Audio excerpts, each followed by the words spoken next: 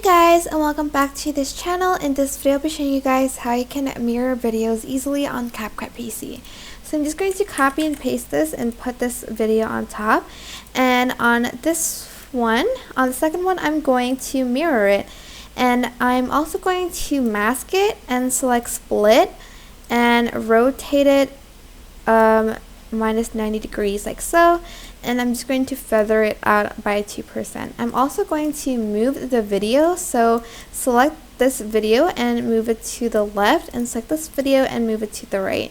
And on this video I'm also going to adjust the mask on it and put it kind of in the middle and feather it out.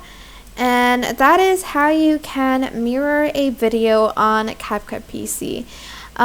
If the if they collide, just make sure the video is far apart like that, so they're not too close together, because it can go like that. But that is it for this video. I hope it was helpful for you guys.